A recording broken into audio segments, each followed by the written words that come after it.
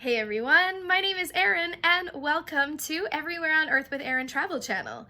So today's installment, we are going to continue talking about Egypt, and this time we're going to talk about Aswan.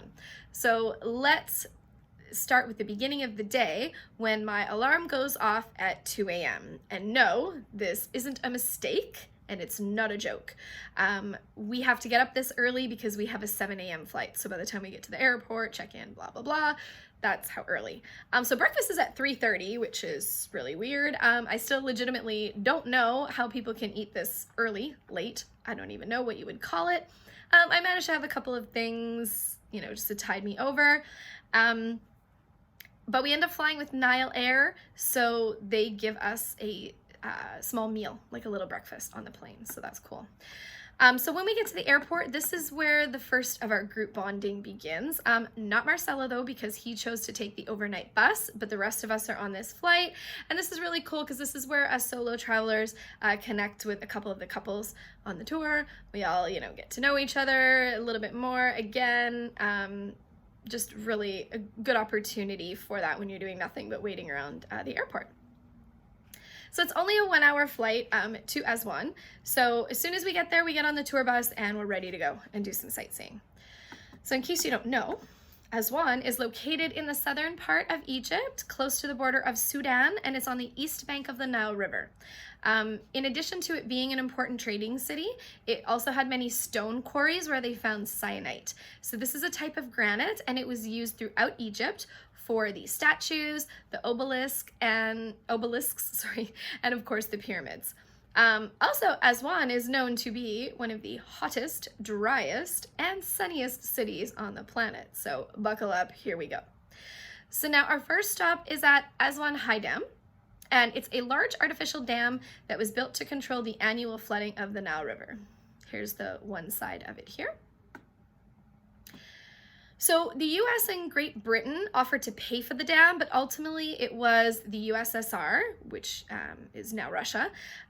They funded, and the construction began in 1960. There's really some interesting political history involving the dam and the countries involved with it, but I'm not going to get into it here. You might want to read up on it if you're interested in that kind of history. So the dam finally opened in 1970, and then the reservoir reached capacity in 1976. This reservoir is one of the largest man-made lakes in the world, and it's called Lake Nasser. So this is what it looks like here. It just looks like a lake, but basically it's all this stuff is holding back the Nile River from flooding. So it's good. So the water here, it's needed for crops because rainfall is really sparse in this region, and they use it for electricity as well. There were some negative effects of the dam, of course. A lot of the Nubian villages had to be moved, and as well as some important sites like Abu Simbel, which we'll talk about in a couple of videos from now.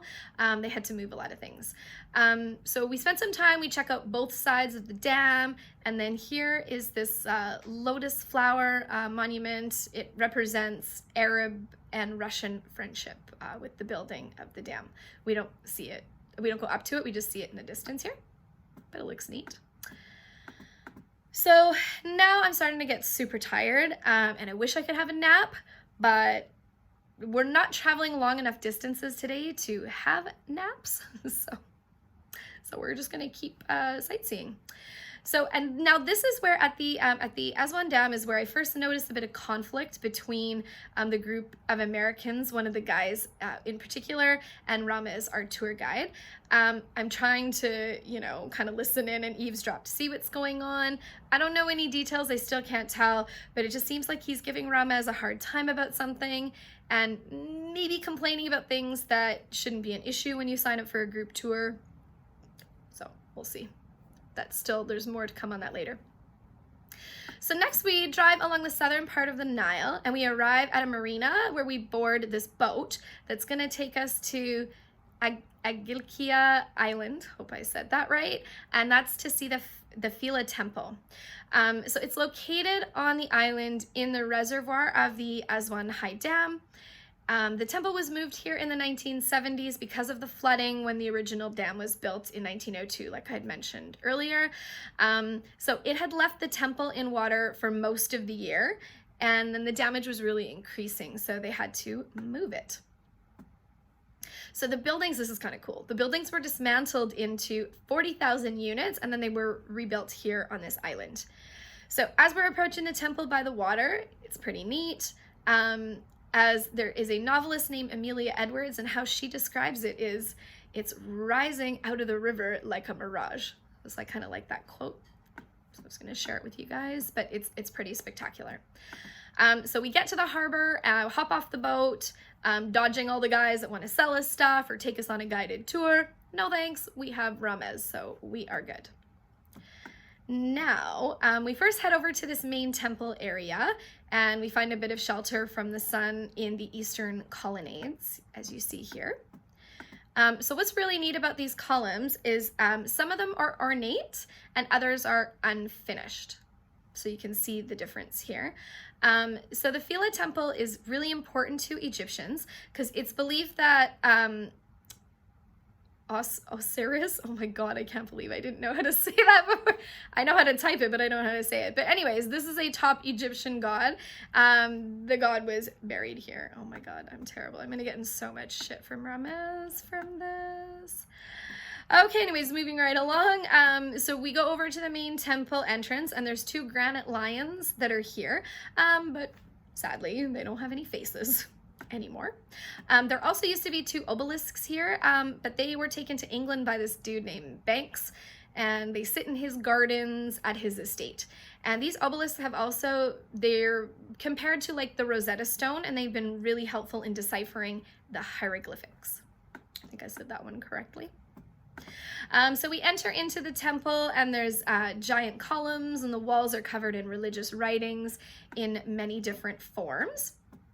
Because in addition to Egyptian writing, there's Coptic crosses and altars and Greek language. So this proves that this temple was turned into a Christian place of worship in the Byzantine era.